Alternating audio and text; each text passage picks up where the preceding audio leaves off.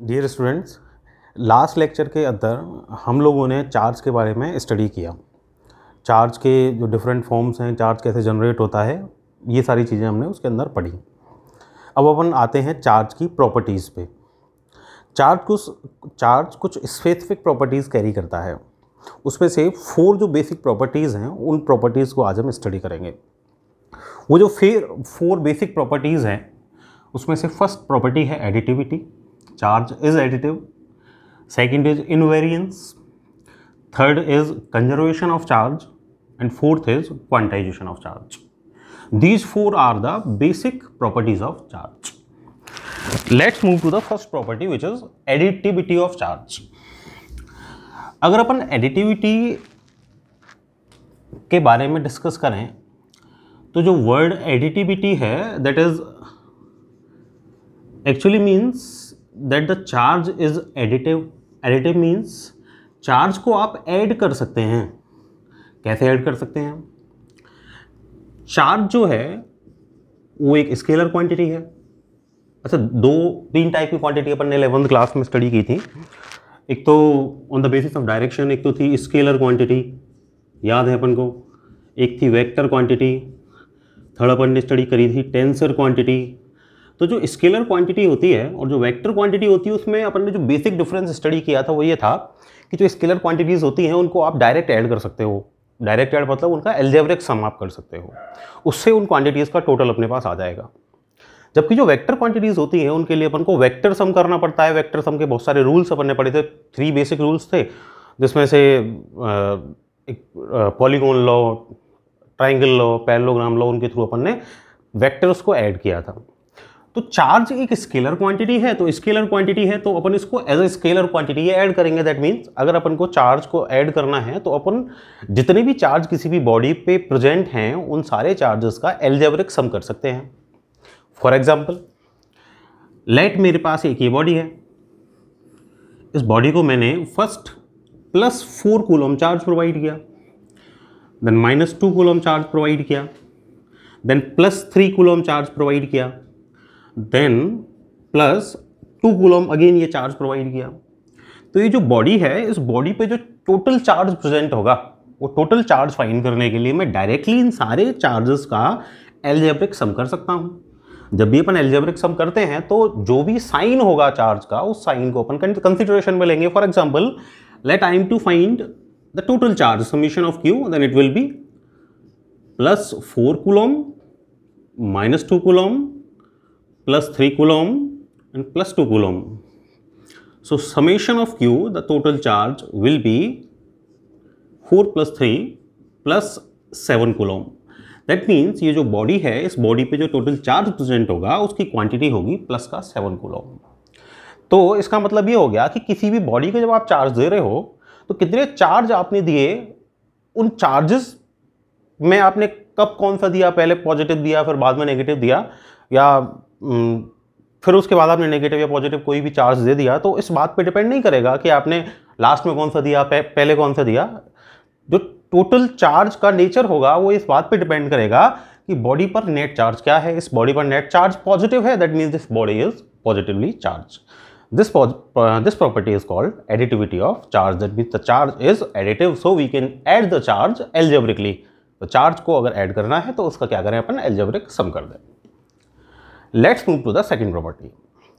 जो second property है वो सेकेंड प्रॉपर्टी है इनवेरियंस ऑफ चार्ज। तो इनवेरियंस वर्ड क्या बोल रहा है अपन को?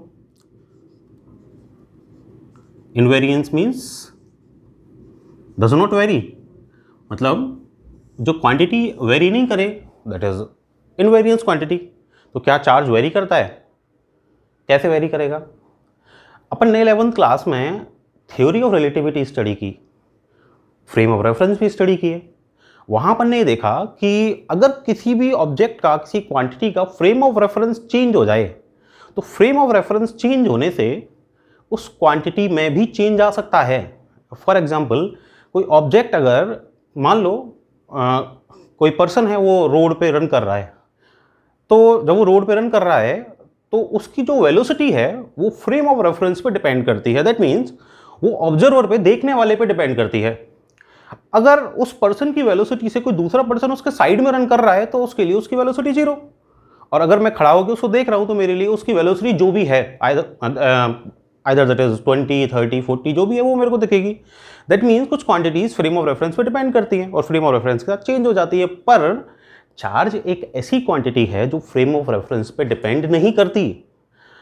अगर किसी बॉडी पे चार्ज +4 कूलॉम है तो वो आपके लिए भी +4 है, मेरे लिए भी +4 है।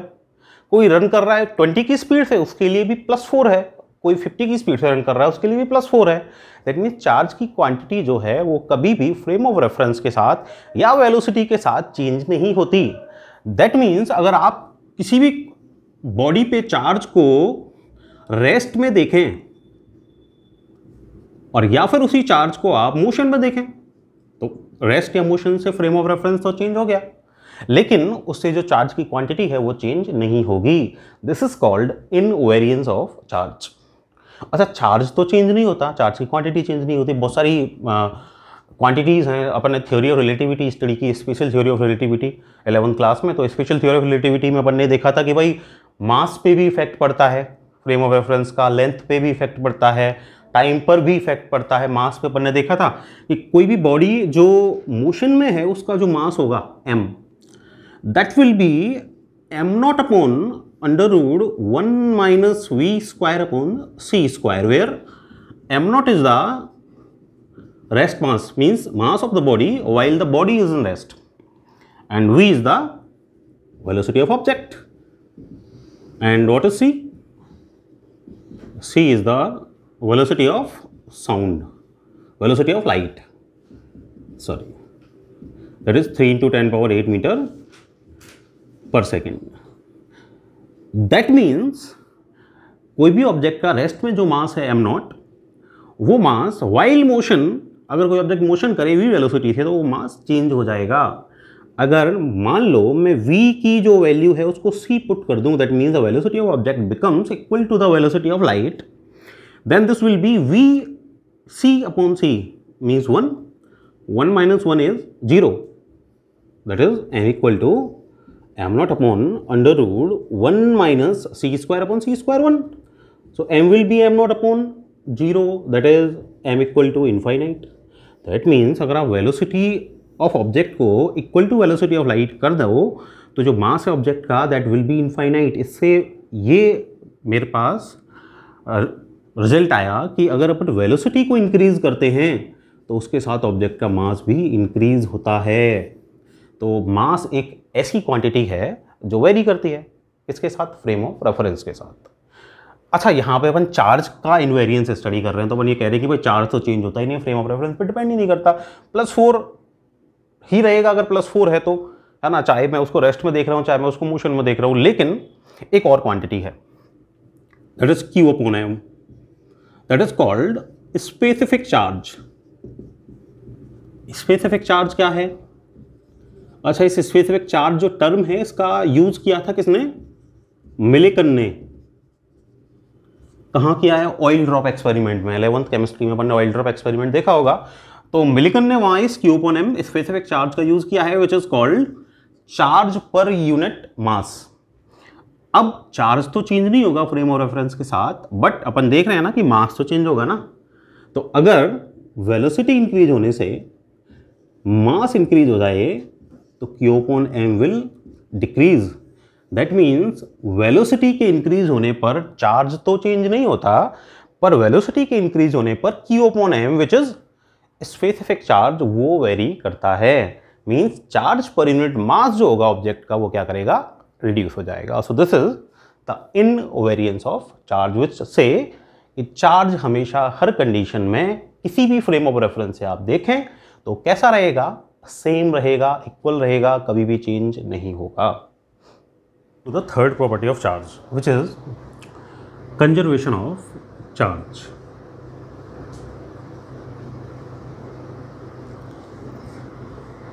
अच्छा, जो कंजर्वेशन प्रॉपर्टी है चार्ज की वो इसकी यूनिवर्सल प्रॉपर्टी है. मतलब यूनिवर्स में कहीं चले जाएं आप, चार्ज कंजर्व होगा ही. दैट मीन्स जो यूनिवर्स का टोटल चार्ज है उसकी क्वांटिटी हमेशा ऑलवेज सेम रहती है, उसकी क्वांटिटी ऑलवेज कंजर्व रहती है. क्या इसका मतलब ये है कि अगर अपन ये कह रहे हैं कि भाई यूनिवर्स का टोटल चार्ज तो कंजर्व है, टोटल चार्ज तो अपन उसकी क्वांटिटी को चेंज ही नहीं कर सकते, तो क्या इसका मतलब ये है कि चार्ज को आप क्रिएट नहीं कर सकते या चार्ज को आप डिस्ट्रॉय नहीं कर सकते? ऐसा हो सकता है क्या? इसी चैप्टर में हमने मेथड्स ऑफ चार्जिंग पढ़े। मेथड ऑफ चार्जिंग में अपन ने पढ़ा कि अपन किसी भी बॉडी को चार्ज कर सकते हैं। तो जब अपन किसी बॉडी को चार्ज कर सकते हैं तो फिर सिंपली अपन ये कह सकते हैं कि भाई वहाँ तो अपन चार्ज कर रहे थे ना बॉडी को, तो चार्ज बॉडी पे क्रिएट हो रहा था, जनरेट हो रहा था, है ना। और अगर कोई भी दो चार्ज बॉडीज को अपन आपस में टच करवा दें तो क्या होगा कि फॉर एग्जांपल अपन ने क्या किया था चैप्टर के स्टार्टिंग में कि एक ग्लास रोड थी, ग्लास रोड को अपन सिल्क के साथ रब कर रहे थे, तो ग्लास रोड को सिल्क के साथ रब करने थे, ग्लास रोड और सिल्क दोनों पे चार्ज आ रहा था। सिल्क था मेरे पास, सिल्क का पीस, उसके साथ एक ग्लास रोड थी, दोनों को रब किया था, तो रब करने से क्या हो रहा था कि ग्लास रोड पे पॉजिटिव चार्ज आया था, लेट प्लस का 4e, जो सिल्क था उस पर लेट माइनस का 4e चार्ज आया था। अब मान लो मैं दोनों का आपस में टच करवा दूँ तो प्लस एडिटिविटी प्रॉपर्टी से +4 और -4 that will B 0, that means charge क्या हो गया, डिस्ट्रॉय हो गया। उन एग्जाम्पल्स को देखने से अपन को ऐसा लगता है कि चार्ज को अपन क्रिएट भी कर सकते हैं और चार्ज को अपन डिस्ट्रॉय भी कर सकते हैं। फिर कंजर्वेशन प्रॉपर्टी क्या कहती है? कंजर्वेशन प्रॉपर्टी ये कहती है कि भाई जो चार्ज कंजर्व है ना, वो चार्ज कंजर्व है किसका? वो चार्ज कंजर्व है यूनिवर्स का। किसी भी आइसोलेटेड सिस्टम का चार्ज कंजर्व होता है। चार्ज को आप क्रिएट भी कर सकते हैं और चार्ज को आप डिस्ट्रॉय भी कर सकते हैं, पर चार्ज को यहाँ अपन को 2 टर्म्स में डिफरेंशिएट करना होगा। एक तो अपन टर्म यूज़ कर रहे हैं चार्ज, एक सेकंड टर्म अपन यूज़ करें net charge.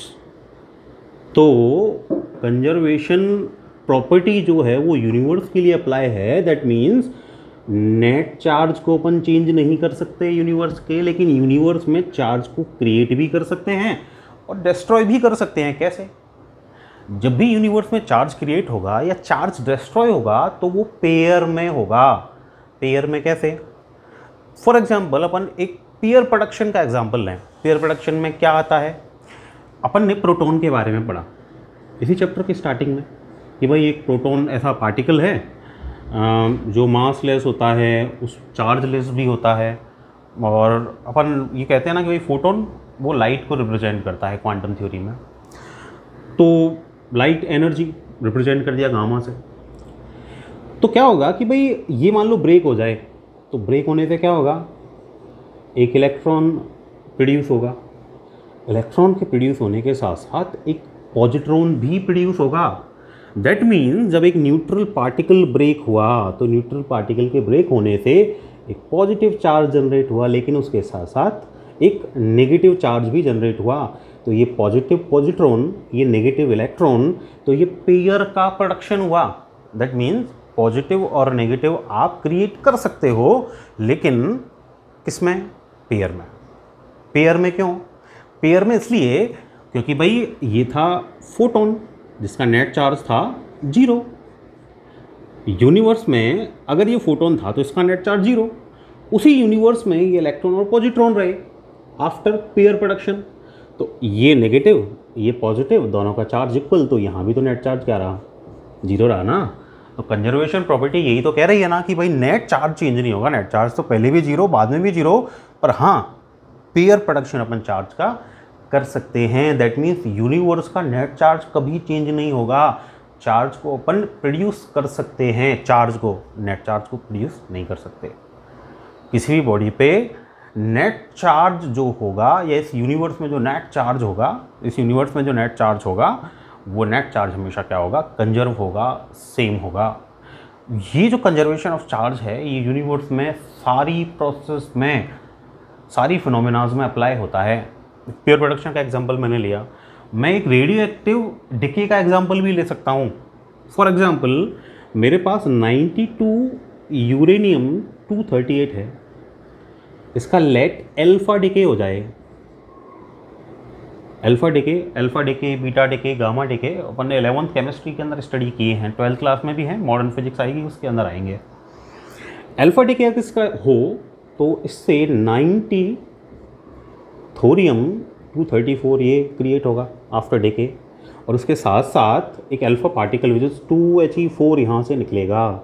So these are 92 electrons, these are 90 and plus 2 92 electrons. दोनों साइड का जो रिएक्शन है वो बैलेंस है, और बैलेंसिंग ऑफ रिएक्शन जो है वो भी यही रिप्रेजेंट करता है कि जो आपका टोटल चार्ज है ना वो क्या है, वो कंजर्व है. जितना चार्ज इधर लेफ्ट साइड में उतना ही चार्ज इधर राइट साइड में. तो जो टोटल चार्ज है, जो नेट चार्ज यूनिवर्स का, वो कभी भी चेंज नहीं हो सकता. This is called conservation of charge. Fourth property अगर अपन डिस्कस करें, fourth property was quantization of charge. क्या है भाई क्वांटाइजेशन ऑफ चार्ज? अच्छा, क्वांटाइजेशन वर्ड के बारे में पहले अपन जाने तो क्वांटाइजेशन जो वर्ड है ना वो आया है कहाँ से? क्वांटम थ्योरी से. क्वांटम थ्योरी किसने दी थी? प्लांक ने दी थी. क्या कहती थी कि जो क्वांटिटीज़ का ट्रांसफ़र होता है या क्वांटिटीज़ प्रेजेंट होती हैं, अच्छा बेसिकली तो एनर्जी के बारे में थी, तो वो हमेशा डिस्क्रीट फॉर्म में होती हैं. That means those are non continuous.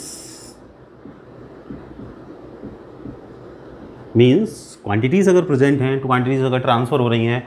अच्छा बेसिकली एनर्जी के बारे में इसने कहा था, एनर्जी लाइट के बारे में भी कहा था कि भाई इनका जो ट्रांसफ़र होता है ना तो वो क्या कॉन्टिन्यूस फॉर्म में ना होके डिस्क्रीट फॉर्म में होता है, मीन्स नॉन कॉन्टिन्यूस फॉर्म में होता है. ये जो क्वांटम थ्योरी है इसमें जिस डिस्क्रीट फॉर्म में, डिस्क्रीट फॉर्म मतलब पार्टिकल की फॉर्म में, जिस पार्टिकल की फॉर्म में क्वांटिटी का ट्रांसफ़र होता है उस पार्टिकल को अपन बोलते थे क्वांटा. और लाइट का जो क्वांटा होता था उसको अपन बोलते थे क्या? फोटोन. मीन्स लाइट जो ट्रांसफ़र होती है वो फोटोन पार्टिकल्स की फॉर्म में ट्रांसफ़र होती है, ऐसा क्वांटम थ्योरी कहती थी. अच्छा, उस क्वांटम थ्योरी का चार्ज के साथ क्या रिलेशन है और क्वांटाइजेशन का चार्ज के साथ क्या रिलेशन है? बेसिकली जब मैं क्वांटाइजेशन की बात कर रहा हूँ तो क्वांटाइजेशन मीन्स मैं ये कह सकता हूँ सिंपल फॉर्म में कि क्वांटाइजेशन प्रॉपर्टी को अगर कोई क्वांटिटी फॉलो करती है उसका मतलब ये है कि उसका जो ट्रांसफ़र होगा वो ट्रांसफ़र होगा डिस्क्रीट फॉर्म में या नॉन कंटिन्यूस फॉर्म में. और वो जो डिस्क्रीट फॉर्म में या नॉन कंटिन्यूस फॉर्म में ट्रांसफ़र होगा तो उसमें जो क्वांटिटी है डिस्क्रीट फॉर्म पार्टिकल की फॉर्म में हो रहा है, तो जितनी क्वांटिटी वहाँ प्रेजेंट होगी वो पार्टिकल इनटू पार्टिकल, मतलब बहुत सारे पार्टिकल्स वहाँ कलेक्ट हुए हैं, उस पार्टिकल का एक स्पेसिफिक स्मॉलेस्ट साइज़ या मास होगा, है ना. उस पार्टिकल की एक स्पेसिफिक मिनिमम वैल्यू होगी. तो जो टोटल क्वांटिटी प्रेजेंट होगी वो उस स्मॉलेस्ट यूनिट के इंटीग्रल मल्टीपल की फॉर्म में होगी. दैट मीन्स जब भी कोई क्वांटिटी अगर एक फिक्स मिनिमम क्वांटिटी के इंटीग्रल मल्टीपल की फॉर्म में ट्रांसफ़र हो तो उसको अपन बोलते हैं क्वांटाइजेशन ऑफ चार्ज. तो क्या चार्ज के साथ ऐसा होता है? क्या चार्ज एक फिक्स मिनिमम वैल्यू के इंटीग्रल मल्टीपल की फॉर्म में ट्रांसफ़र होता है क्या? हाँ होता है. कैसे होता है? अपन ने इसी चैप्टर में ये पढ़ा था कि जो चार्ज ट्रांसफ़र होता है या चार्ज के ट्रांसफ़र का जो रीजन है that is the transfer of electron. भाई चार्ज जब भी जनरेट होगा तो क्यों जनरेट होगा? क्योंकि इलेक्ट्रॉन ट्रांसफ़र होगा एक बॉडी से दूसरी बॉडी पे. जिस बॉडी से गया उस बॉडी पे आएगा पॉजिटिव चार्ज, और जिस बॉडी ने एक्वायर किया उस बॉडी पे आएगा नेगेटिव चार्ज. मतलब टोटल क्यों आया चार्ज? क्योंकि इलेक्ट्रॉन का ट्रांसफ़र हुआ. अब इलेक्ट्रॉन का ट्रांसफ़र हुआ तो ये बॉडी ए, ये बॉडी बी, इस बॉडी ने इस बॉडी को लेट 1 इलेक्ट्रॉन दिया पहले, फिर 2 इलेक्ट्रॉन्स दे दिए, देन 3 इलेक्ट्रॉन्स दे दिए. दैट मीन्स 1 इलेक्ट्रॉन जब दिया तो इलेक्ट्रॉन का जो चार्ज है 1.6 × 10⁻⁻19 कूलम, तो वो फर्स्ट टाइम में ट्रांसफ़र हो गया. सेकेंड टाइम में जब उसने दूसरा इलेक्ट्रॉन दिया तो अब बॉडी बी पे जो चार्ज है that is 2 × charge of electron. Third electron जब ए ने बी को दिया तो बी पर जो चार्ज है that is 3 × charge of electron. Fourth जब इलेक्ट्रॉन ए बी को देगा तो बी जो बॉडी है उस पर चार्ज होगा 4 × चार्ज ऑफ इलेक्ट्रॉन. अगर मान लो इसने n इलेक्ट्रॉन दे दिए तो n × चार्ज ऑफ इलेक्ट्रॉन. अगर मैं चार्ज ऑफ इलेक्ट्रॉन को ई से रिप्रेजेंट करूं, ई जिसकी वैल्यू है 1.6 × 10⁻19, तो जो चार्ज होगा ना बी पे Q इक्वल टू वो कितना हो जाएगा, इलेक्ट्रॉन के चार्ज का n टाइम्स। तो हुआ ना, इलेक्ट्रॉन का चार्ज मिनिमम क्वांटिटी हो गई चार्ज की, और जो टोटल चार्ज है वो इसके इंटीग्रल मल्टीपल की फॉर्म में, 2 इलेक्ट्रॉन्स तो 2 टाइम्स, 3 इलेक्ट्रॉन्स तो 3 टाइम्स, 4 इलेक्ट्रॉन्स तो 4 टाइम्स, 10 इलेक्ट्रॉन्स तो 10 टाइम्स। मतलब मिनिमम तो ई ही जाएगा, उससे ज़्यादा जाना है तो उस ई के इंटीग्रल मल्टीपल की फॉर्म में ट्रांसफ़र होगा। अब बी जो बॉडी है उसने इलेक्ट्रॉन लिया है तो इस पर नेगेटिव चार्ज, ए ने इलेक्ट्रॉन दिया है तो इस पर पॉजिटिव चार्ज, तो इस पर नेगेटिव चार्ज कितना, एन लिए इसने तो माइनस एन ई, इसने एन दिए पॉजिटिव चार्ज तो प्लस एन ई।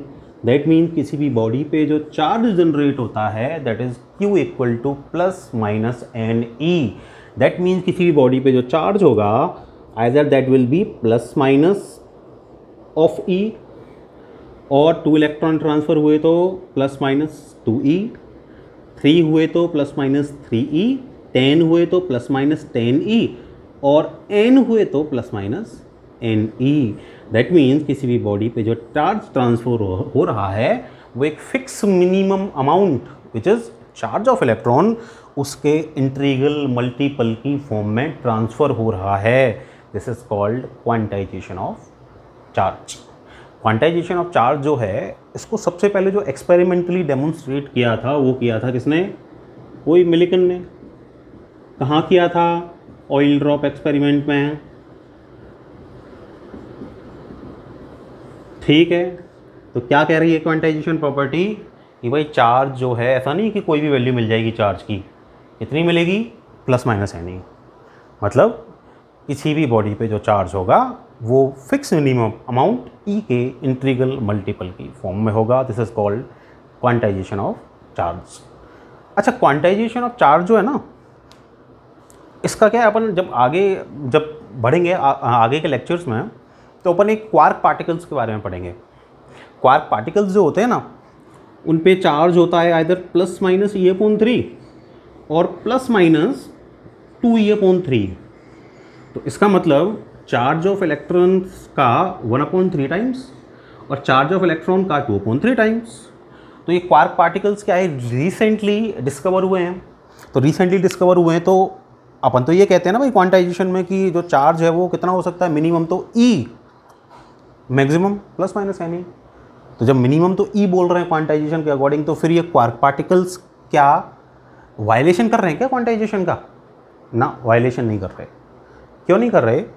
क्योंकि जो प्लस माइनस E चार्ज है, जो मिनिमम चार्ज है, ये किसी भी बॉडी पर मिलने वाला मिनिमम फ्री चार्ज है। जो क्वार्क पार्टिकल्स है ना वो नेचर में फ्री नहीं हो सकते। इन चार्ज पार्टिकल्स की जो डिस्कवरी है वो न्यूट्रॉन्स और प्रोटॉन्स के अंदर हुई है। ऐसा माना जाता है कि ये जो क्वार्क पार्टिकल्स है ना इनसे न्यूट्रॉन और प्रोटॉन बने हुए हैं। कैसे बने वो अपन आगे के लेक्चर्स में देखेंगे, लेकिन ये फ्री फॉर्म में नहीं मिल सकते क्वार्क पार्टिकल्स। तो इनका जो चार्ज है वो भी फ्री फॉर्म में नहीं मिल सकता नेचर में, तो फ्री फॉर्म में नहीं मिल सकता, तो इनकी एग्जिस्टेंस नेचर में फ्री नहीं है। तो फिर जो एग्जिस्टेंस है नेचर में मिनिमम वो कितनी है, प्लस माइनस E की। दैट मीन्स जो क्वार्क पार्टिकल्स हैं वो क्वांटाइजेशन ऑफ चार्ज का वायलेशन नहीं करते। मिनिमम कितना चार्ज मिलेगा नेचर में, फ्री, प्लस माइनस E, और maximum plus minus any E का integral multiple, which is quantization of charge.